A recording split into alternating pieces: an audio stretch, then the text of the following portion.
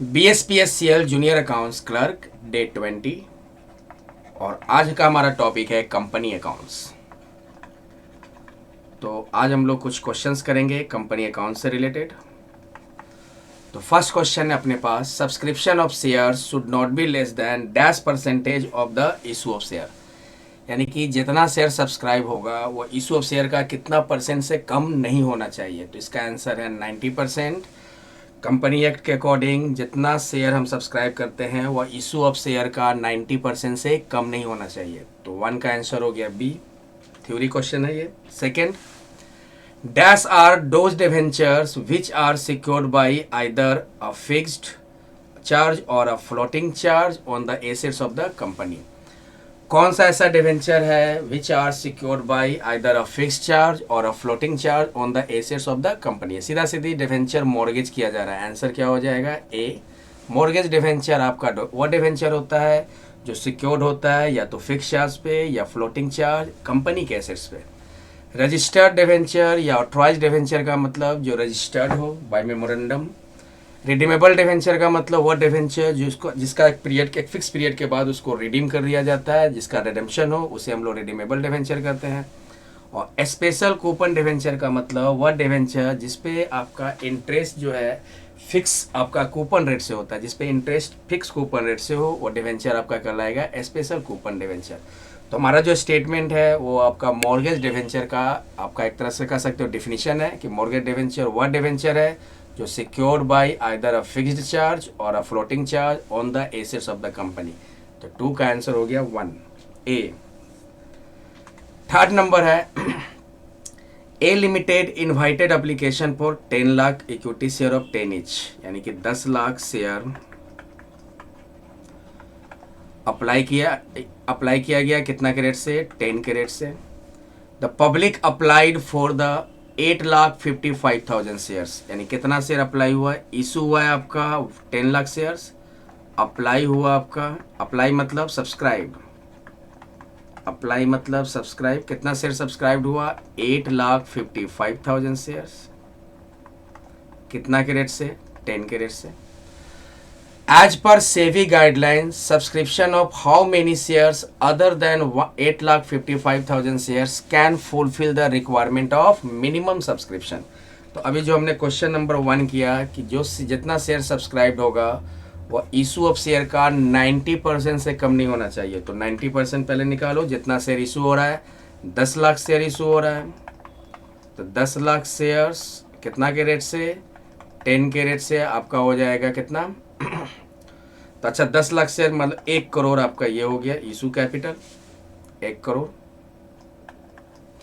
और 8,55,000 शेयर ही अप्लाइड हुआ है। तो कितना परसेंट से कम नहीं होना चाहिए, 90%। तो 10 लाख का 90% कितना होगा, 9 लाख शेयर। तो 9 लाख से कम शेयर सब्सक्राइब नहीं होने चाहिए, और यहाँ पे है 8,55,000 शेयर ही अप्लाइड हुआ है। तो रिमेनिंग कितना बच गया, 45,000 शेयर। इतना और शेयर आपका अप्लाई होने का है, इतना और शेयर अप्लाई होना है, तो कितना हो जाएगा आपका 45,000 शेयर्स। मतलब जितना कंपनी शेयर इशू करती है उसका 90% से कम शेयर सब्सक्राइब नहीं होने चाहिए, 90% होने चाहिए। तो 10 लाख है 90% यानी कि 9 लाख शेयर सब्सक्राइब होने चाहिए। 8,55,000 शेयर आपका अप्लाई हो चुका है, सब्सक्राइब हो चुका है, तो कितना और होने की ज़रूरत है, 45,000 शेयर। तो आंसर हो जाएगा 3 का बी। 4 नंबर है, X Limited had allotted 10,000 shares to the application of 14,000 shares, यानी कि मान लो शेयर ये अप्लाइड है और शेयर अलॉटेड, कितना शेयर अप्लाइड हुआ, तो 10,000 शेयर हमने अलॉट किया, इशू किया, उस पर अप्लाई कितना हुआ 14,000 शेयर। तो 14,000 शेयर्स पे 10,000 शेयर हमारा क्या हो रहा है, अलॉट हो रहा है। On a pro rata basis the amount payable on the application is to, application का कितना प्राइस, कितना वैल्यू दिया हुआ 2 रुपया। एफ जो है वो 420 शेयर अप्लाइड हुआ। तो जैसे कि मान लो 14,000 शेयर पे 10,000 अलॉटेड है, तो हम क्या करेंगे 420 शेयर जो अप्लाइड है उस पर कितना शेयर अलॉट होगा वो निकालना है। तो इसका सीधे 14,000 का 10,000 कितना परसेंटेज हुआ उसी हिसाब से निकाल दो। तो सीधा सीधे हम डायरेक्ट कैलकुलेशन कर देते हैं, 420 इंटू 10,000 डिवाइडेड बाई 14,000। अब थोड़ी देर के लिए हम कैलकुलेट करते हैं इसको। तो 420 इंटू 10,000 और डिवाइडेड बाई 14,000, 300 शेयर, यानी कि अगर 14,000 में 10,000 शेयर अलॉट हो रहा है तो 420 शेयर अगर अप्लाई करते हैं तो उस पर कितना शेयर अलॉट होगा, 300 शेयर। तो एक तो आंसर आ गया, the number of shares allotted, कितना शेयर अलॉट हो रहा है, 300 शेयर।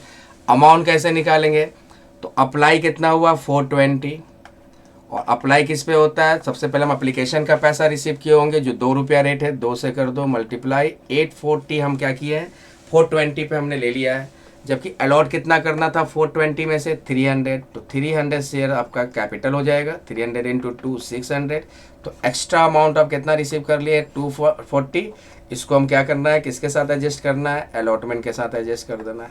तो 300 शेयर और अमाउंट कितना 240, आंसर हो गया सी। एक बार फिर से बोल दे रहे हैं, ध्यान से सुनोगे। 10,000 शेयर अलॉट हुआ, उस पर कितना अप्लाई हुआ 14,000 शेयर। तो मान लो कि अगर 14,000 शेयर अप्लाइड है तो उस पर 10,000 शेयर अलॉटेड है, और यहाँ पे लिख रहा है 420 शेयर आपका एफ ने अप्लाई किया, तो 420 शेयर जो अप्लाई हुआ उसमें से अलॉट कितना होगा, तो बिल्कुल इस प्रोपोर्शन में निकाल दो। जिस तरह 14,000 का 10,000 शेयर अलॉटेड है तो 420 का कितना शेयर अलॉट हो जाएगा 300, इस तरह से निकाल लिए। अमाउंट कैसे निकालेंगे, तो हमने 420 अप्लाई किया है 2 के रेट से, यानी कि 840 हमारा रिसीव्ड है।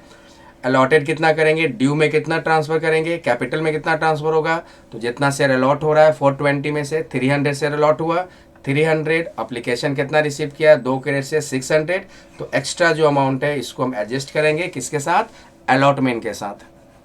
तो 300 शेयर 240, ये आपका क्वेश्चन है इशू ऑफ शेयर का, class 12 accountancy issue of share का क्वेश्चन है ये। तो 4 का आंसर हो गया सी। 5 number, if 5% debenture of 8 lakh, ये जो 8 लाख दिया ये रुपया में है, 100 ईच, उसमें से लिख रहा है आपका कि 15% प्रीमियम पे इशू किया गया। Amount is payable 25 on application, 50 on allotment और 40 क्या है first and final call. How much amount should be credited to security premium, security premium निकालना है, तो 8 लाख रुपया दिया, इसका 15% निकाल लो, यानी कितना होगा 120।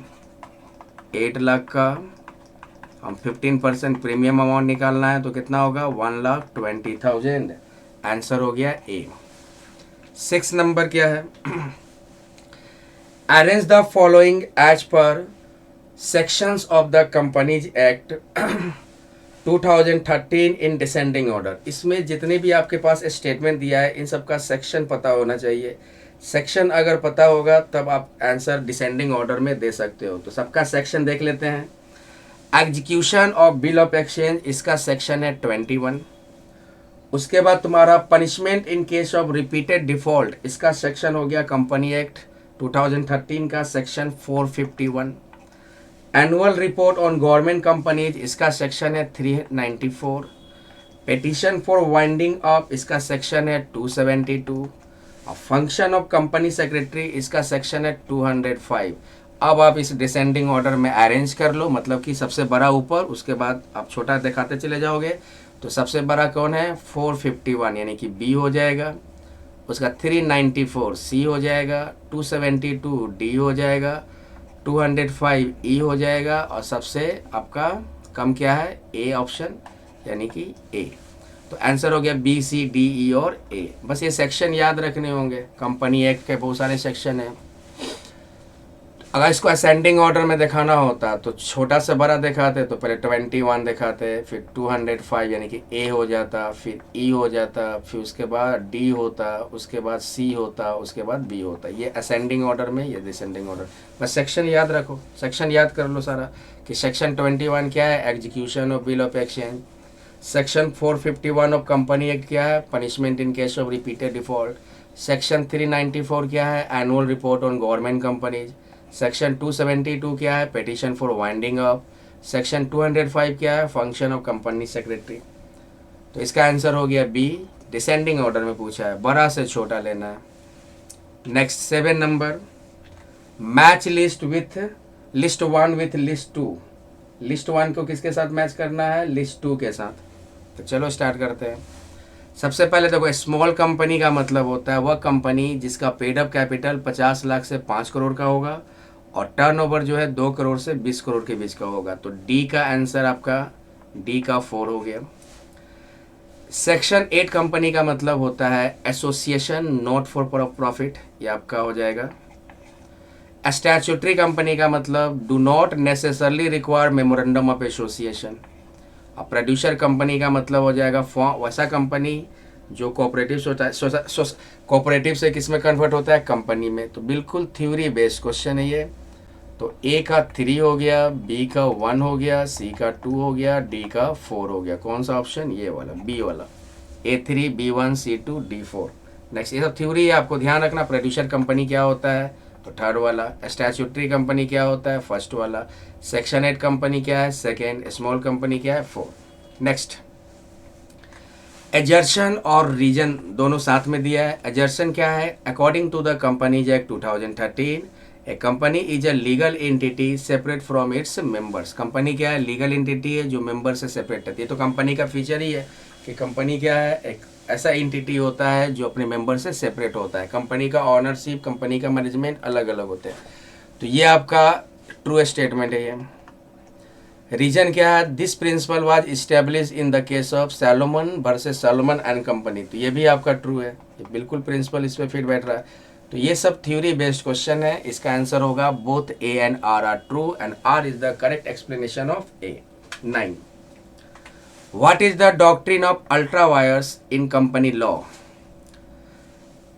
इसमें सीधा कंपनी लॉ में अल्ट्रा वायर्स का मतलब होता है, डॉक्ट्रिन ऑफ अल्ट्रा वायर्स का मतलब होता है, ये सी वाला स्टेटमेंट देखो आप लोग, the doctrine that states action taken by a company beyond the scope of its constitutional powers are void. ये बिल्कुल आपका फिर बैठ रहा है, इसको याद रखो। डॉक्ट्रिन ऑफ अल्ट्रा वायर्स का मतलब, ये डॉक्ट्रिन क्या कहता है कि कंपनी जो भी एक्शन लेती है, अगर वो कॉन्स्टिट्यूशनल पावर से ऊपर जाके एक्शन ले रहा है तो वो क्या होगा, व्यर्थ होगा, वॉइड होगा। आंसर सी, 9 का सी हो जाए।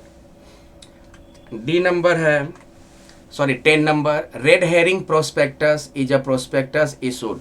रेड हेरिंग प्रोस्पेक्टस वह प्रोस्पेक्टस होता है जो प्रोस्पेक्टस इशू करने से पहले, मेन प्रोस्पेक्टस इशू करने से पहले होता है। तो आंसर ये हो जाएगा, prior to the issue of prospectus. Red herring prospectus वह प्रोस्पेक्टस है जो मेन प्रोस्पेक्टस इशू करने से पहले इशू किया जाता है।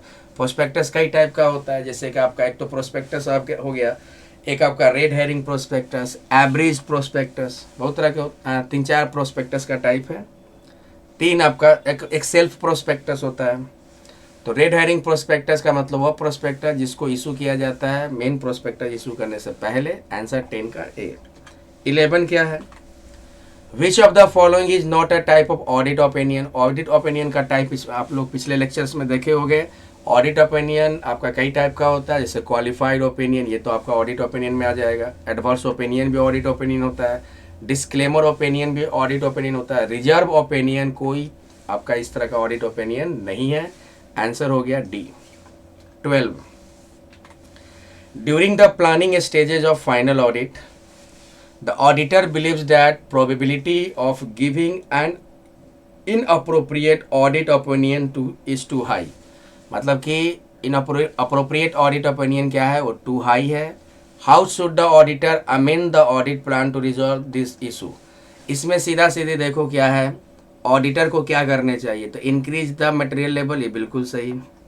जब inappropriate audit opinion too high है तो ज़्यादा फोकस किया जाता है कि डिटेक्शन रिस्क जो है वो कम से कम हो। तो आंसर हो जाएगा सी, डिक्रीज द डिटेक्शन रिस्क। 13 का आंसर है, if the auditor is satisfied for all 5 points. तो जब ऑडिटर सारे 5 पॉइंट्स पे पूरी तरह से सेटिस्फाइड हो तो कहते हैं कि यहाँ पे जो ऑडिटर रिपोर्ट देगा वो क्लीन रिपोर्ट देगा। और क्लीन रिपोर्ट मतलब अनक्वालिफाइड रिपोर्ट। अनक्वालिफाइड रिपोर्ट आपका एक तरह का, इसको क्लीन रिपोर्ट कर सकते हो। तो आंसर हो गया 13 का ए। इसको आप लोग पढ़ लेना।